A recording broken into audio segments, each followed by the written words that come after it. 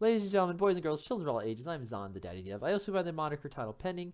And today's episode in our devlog to finish is going to be about making 2D art, well, better 2D art than this, and then getting it into the Godot 3.1 game engine. Okay, I'm just going to say that right now. But before I get into all that, I got some things I want to share. Quickly, Manny Bastioni has been discontinued. This was going to be an alternative to our Maximo, Adobe's Maximo, and I'm really sad that this open source project has shut down. I'm also sad because I did talk to Manuel Bastioni just in passing, like now like a deep set of conversations, but I do feel I could have done some outreach for him. And I'm a little sad I didn't press that much last year because I did have a lot of things on my plate. But it is dead. I do hope that Manny Bastioni at least releases something commercially or, you know, does something else. But it's really sad because this is a beautiful thing. I still have a copy of the program on my old computer, and I can actually port it over if I need to. I will put a video to this if you want to see how awesome this is somewhere at the end. Let's move on. GitHub, yes, is awesome in the fact that it is now doing unlimited private repositories. I don't want to talk about the controversy related behind their deep learning machine and how this is kind of like criminals becoming legitimate. Not the GitHub staff, Microsoft who bought them out. Because if you know your history in computers, Microsoft has done some really nasty stuff and maybe continuing to do some bad stuff. However, right now I use GitHub. This is good news. I don't think I'm making something or with anyone that's so amazing or awesome code-wise that it would warrant Microsoft or anyone trying to steal it or mess with it. So this is all around good for anyone who's actually starting game development. I'll put a video from the games from Scratch guy about this whole thing. He did a far better video than I did. All right, developer snapshot. Godot 3.1 beta is almost here. Yes, and that means that it's going to be a stable build. That's really good. Again, 2D is probably the best on it, but it has more 3D features, and those 3D features are going to continue to grow. Given that, there is a caveat right now, apparently in Godot 3.0. I believe this, one of my favorite YouTubers who does tutorials, I can never say his name right. This person actually talks about how a lot of people using Godot for 3D have had to import Blender animated paths, I guess, or some type of pathing system from Blender to actually get 3D pathfinding to work in Blender. And that's a shame because that leads to the point that many 3D game developers were trying to tell me, and I agreed to their points, but it's kind of sad that they don't have pathfinding in Godot for 3D games.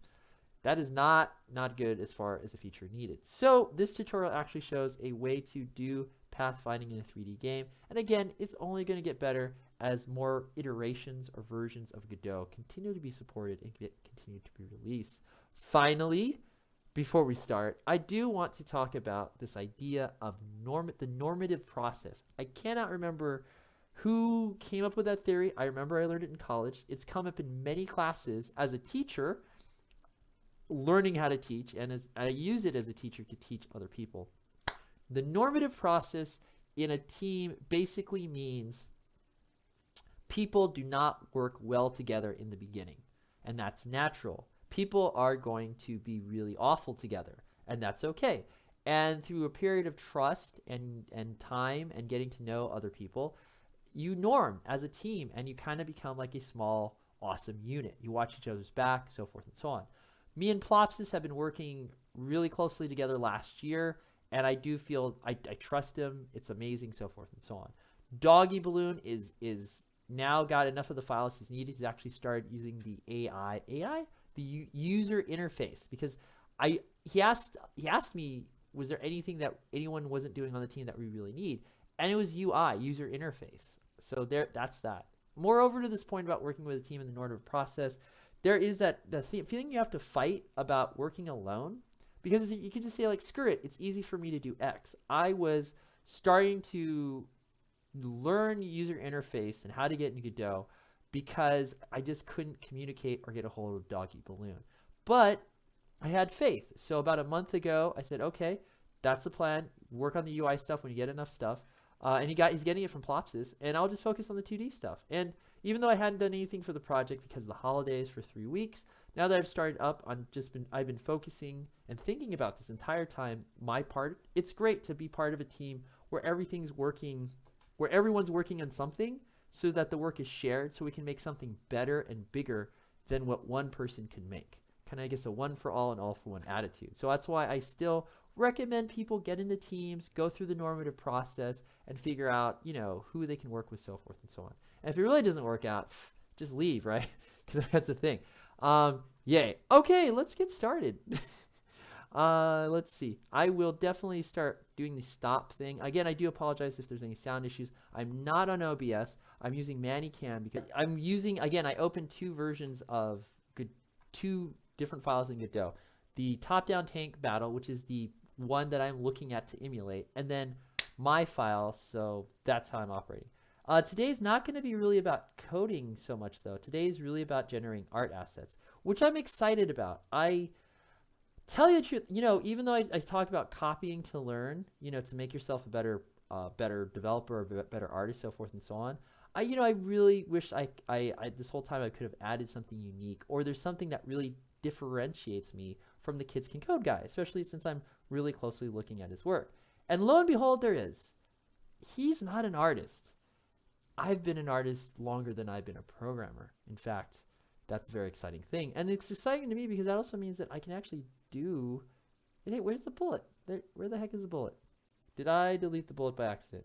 I can totally just delete the bullet because I am... No, there it is. There's the bullet. Yay, bullet. Okay, so it's an explosion. So basically what's happening right now is that I'm going to be designing my own stuff. And I'm really excited about that. So here is this bullet, and I want to find the explosions.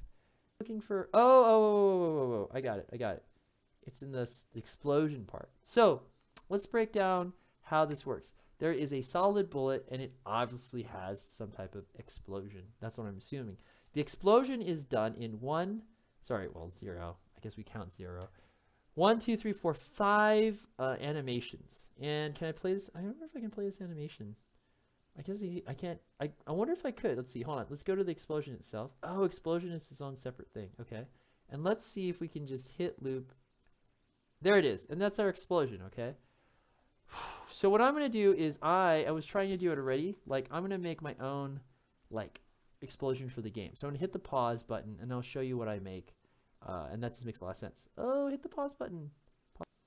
I should actually show this. This is a cheap way to make graph paper, or basically break it up into grids. As you can see here, this animation is broken up into equal squares. And I'm just, for sketching, it doesn't have to be too perfect because, you know, I'm still going to use a computer. I'm going to be using Inkscape as a program. So I basically am just folding it, though, to get a general guide. Okay, that's as close as it can get. Okay. Now, if I really wanted to be accurate, I could fold some more. And by folding more, I could use, like, the middle points here as, like, ways to measure an actual center point, just like it is in the game engine. But again, I've done this enough times. I'm just going to use each square as like a separate animated thingamajiggy, especially for this type of thing. Okay, where's that pause button, man? Try and get these transitions to be smoother. I really have to give it to Kenny's assets. It's pretty amazing. So if you haven't noticed, the first one is one color, but he's actually done 3 colors to make this effect, this animation. The first and second frame have one giant orange shared shape that's consistent in both of them, and that helps create the consistent explosion shape here, as the middle colors actually change a little bit and they expand a little bit. So as my game, the 2D part is like a hacking game, I've kind of done the same thing here, but I've added the idea of the 3 colors, but instead of having third color, I have this text idea of 0, 1. I know we're in quantum computing, but you know, I'm a sucker for old 0, 1 aesthetics. We also have here is the same thing with the same shape. I'm going to try to do a giant cross for the same shape. And then we've got 0, 1, 0, 1. And we've got another 0, 1, 0, 1. So this is like, and then like the same dissipation of smoke or debris or something like that. Now this is not going to be, I'm not trying not to make the game retro. I'm not the best retro 8-bit graphics or 4-bit graphics artist in the world. I do want to create some of the effects to look like this, and I'm going to be using Inkscape to do it. So let's, now the question is, it's a matter of choice. Do I use a phone or do I use a scanner? If I really wanted this to be perfect, I would break out my scanner, I'd put it over there and be fine. But since this is really a sketch, I know how to fake it. What I'll do is I'll just do my best to line up the corners of this image to my phone camera, and then I'm going to import it into Inkscape. So let me get it there before I fall asleep. Okay, let's see if I can get it there. Pause. Okay, I'm assuming that Kenny from the Kenny Assets guy, I'm assuming that he uses Inkscape to make his stuff. That's just an assumption. I'm not sure if he mentioned it. I could research it, but I feel pretty confident he probably uses Inkscape instead of Adobe Illustrator. I could be wrong. Just because it's free and open source, man. That is powerful. Oh, boy. I am sleepy. Let's see. Now, what I'm also showing you right now is I'm showing you this and how I set it up. I have to find there's a much better way to set this up. But I've lost that. I've got to go find it. It's on another Facebook community. But basically, see, now I'm saying no more UMs. Sorry, that's a tiredness. I'm gonna try not to. So basically, I want to kind of set this up where it's equal width, which should be fine. Just trying to think of what type of equal width should I want. I guess 100. I'm gonna do about 5 of these, so we'll put like 100 width. No, it's terrible. We'll put 600 width, should be good. 600 width by 100. Or should be 500. What am I doing? Oh, okay, that's great. We're gonna go to grid, and we're going to make the grid something. I don't know, guides. Is that it? Is it grid? Is it a thing? Is that a thing? I guess not. Page. Anything on grids? No. Checker's fine. I don't know why I can't do grids. Oh, maybe because it's too small. I can at least change this. Oh, I could probably change this to pixels. Okay, this works. Everything works unless I do new. Oh, I guess I'll do new grid. That's great. Pixels, yes. That's fine, pixels. But where is space and origins? Fine. I wanted to create it where it was like 100, but I guess it's not going to do. No, see, this is awful because the grid is off. Okay, there we go. We're gonna put 100 by 100. Okay, that is the idea. And there we go. So X. So for me, especially since I'm making these as frames, this helps, right? The blue grid is basically now making 100 by 100. And I'm going to save this as something or other. Oh, where do I save my scrap stuff? I don't know where to put my scrap stuff. But pause now. So I've decided to make just a new file for this. I was going to put it in the GitHub stuff, but that would be a big bullet explosion.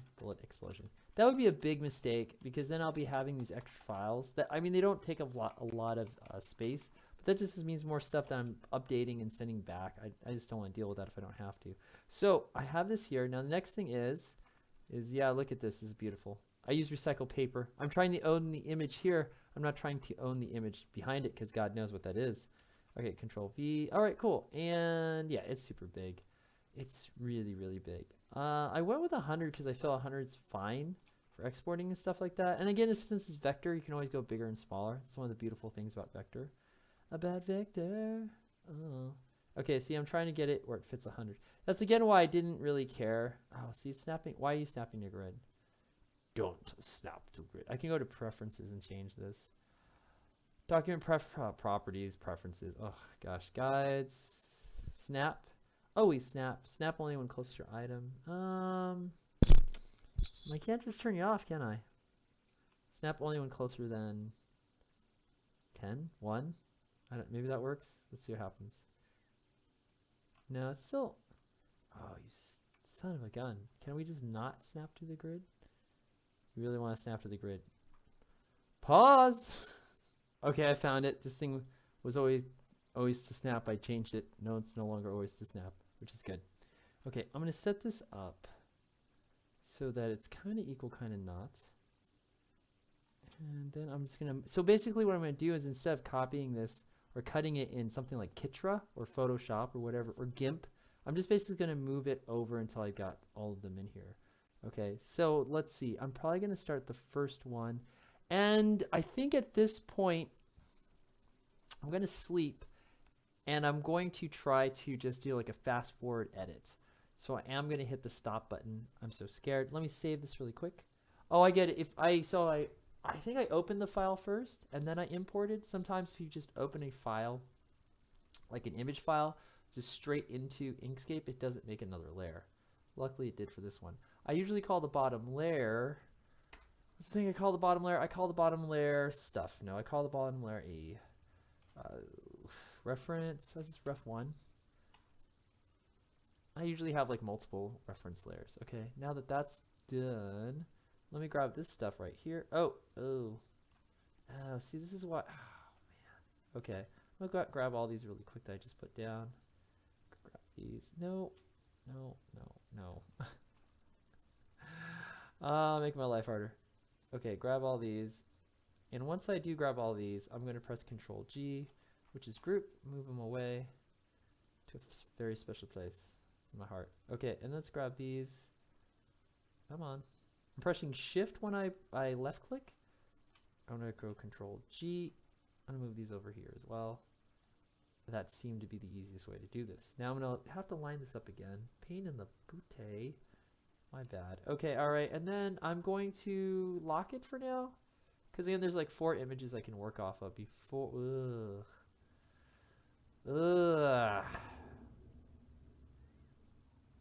Yeah, about 4 images I can work off of before I have to move it or whatnot. I could stretch it. Is that a good idea? Is that a bad idea? That's an idea. Yeah, like there. Yeah, okay, all right. So we're just gonna lock that down. Lock it down. I'm gonna put it right here. This I'm gonna move these things over. Oh, see, I didn't move them. I didn't copy and paste them in layer 2. Okay, and then I can select all these and Control G. The other thing to note is that, you know, this isn't finalized art. I'm not saying this is like, this is filler art that could get better. So I just want to make sure I have all my stuff, like, I like these designs, but I know I can flesh them out later. Okay, so I'm now going to go into fast forward mode. I think that's going to be a thing. All right, let's go fast forward mode.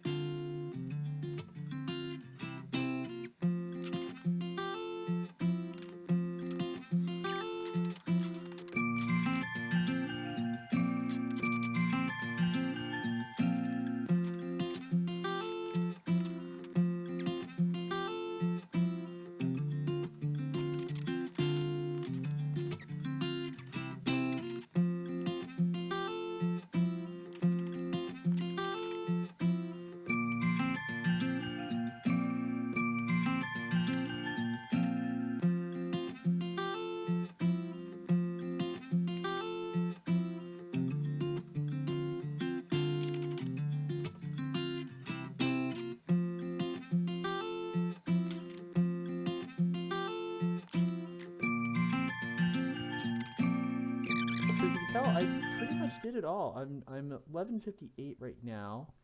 I think I'm making good time. I think I can actually put this in Engine, wrap up this video, and go to work. Yes! Oh, that's so cool.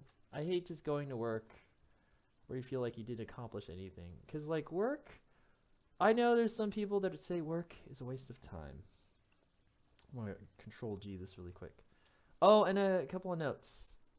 My thought, though. Work is kind of a waste of time, but it pays the bills. And if you're accomplishing something to your larger life goals, then it's okay to waste some time at work making money, right? Okay, anyway, so I'm going to leave this as is. This is a weird thing with, what do you call it, with Inkscape. If you were doing things at a different opacity and you paste it, it just changes the opacity. I could fix this. I'm not going to. I think it's okay for what it is.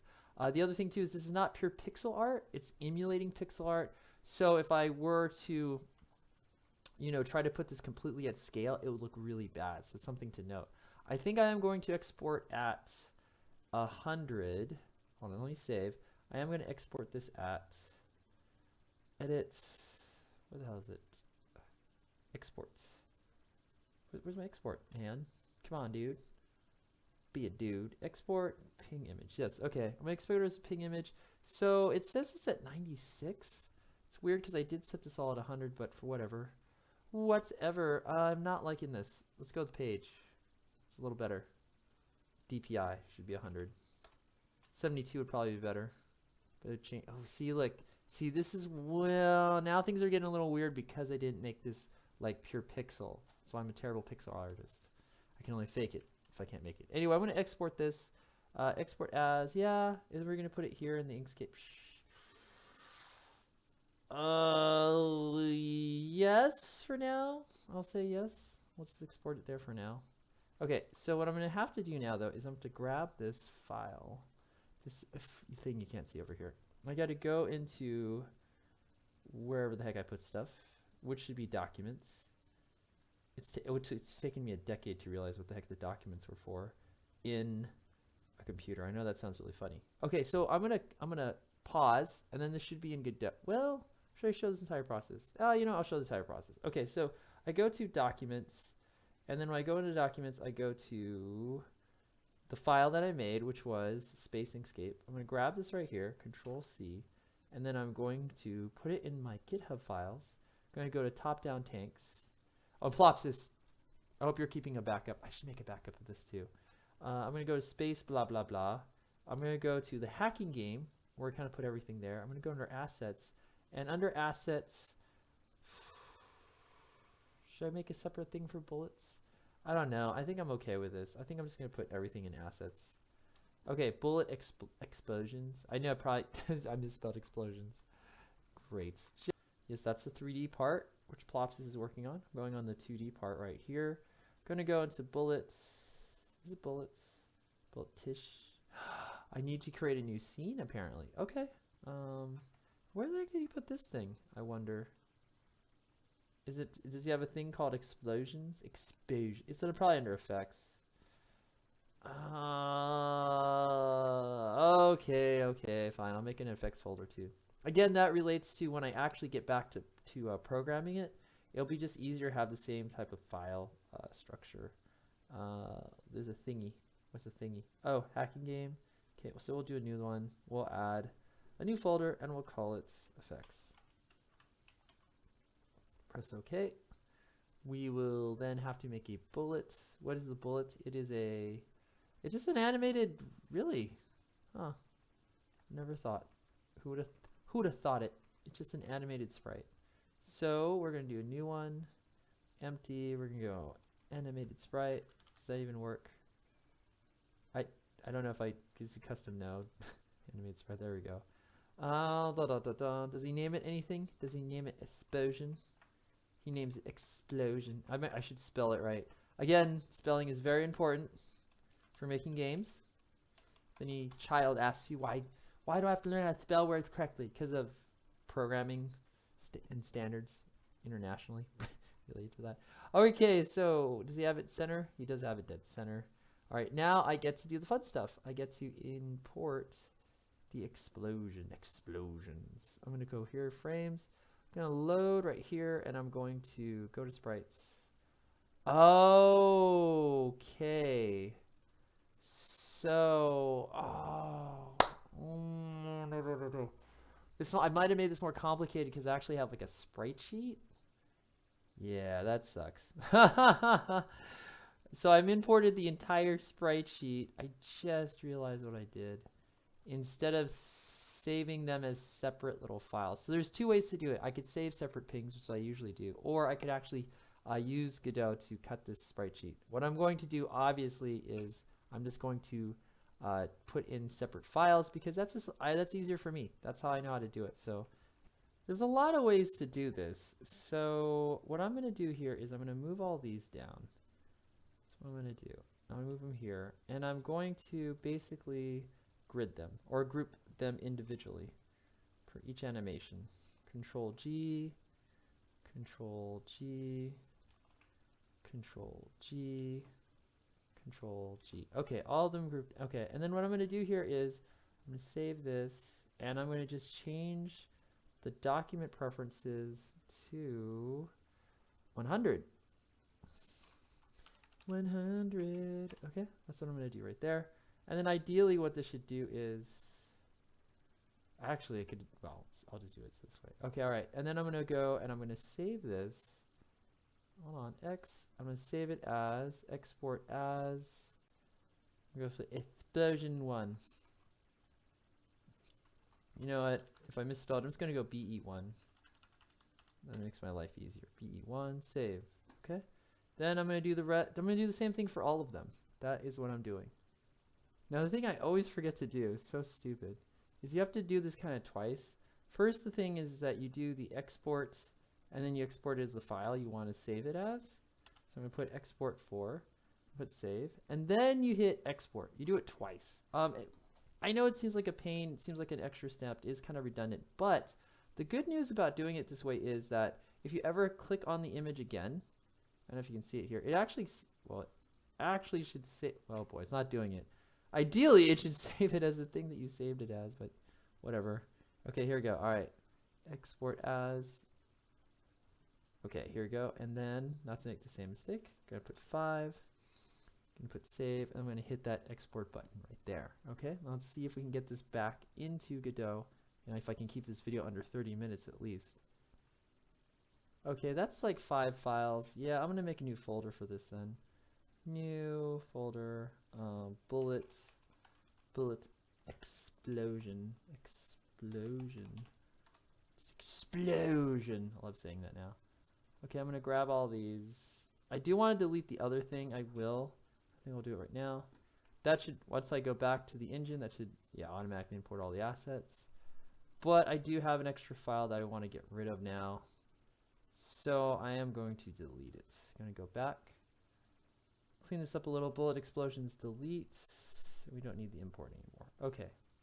So update the file. Now that that's done, let's go into, it's empty. What the heck? Let's see. Do we have bullets effects? Nothing. Okay. All right. So it's just empty. All right. Okay. It's fine. It's fine. Let's add it again. Create custom node. Animate sprites. It's right there. And now let's go into your frames. New sprite.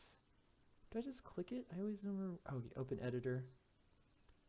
Okay. Let's browse. Hack. Oh, no, not hack avatars. Bullet explosions. See if we can open all of them in one shot. Yes. And let's hit play and see what this looks like.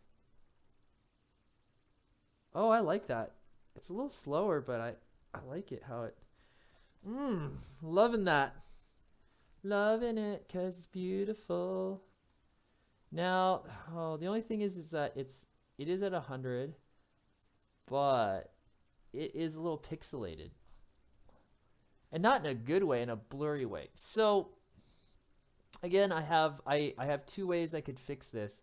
I could either fix it by upping the scale, like I could up the DPI resolution, or I could actually make it pixel art.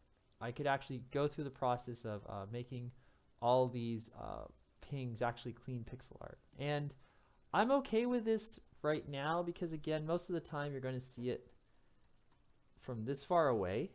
It's not like you're gonna be zooming up very close, and that looks good for me. So that's where I'm gonna end it. So here we go. I've actually taken it from paper. I can't find the sketch. Oh, there it is. I've actually gone from the process of drawing out something on paper, right first, making the thing on paper, and then putting it in Inkscape, then editing it in Inkscape and putting it into the Godot 3.1 game engine. So I hope this has been fun for you. Insert catchy phrase here, and I'll see you in the next one where I actually continue on with the Kids Can Code tutorial and getting this explosion and the bullet to work. Oh, I forgot to draw the bullet. Oh, I'll get it next time. And now I need to eat some lunch, maybe get a haircut, and go to work. Bye.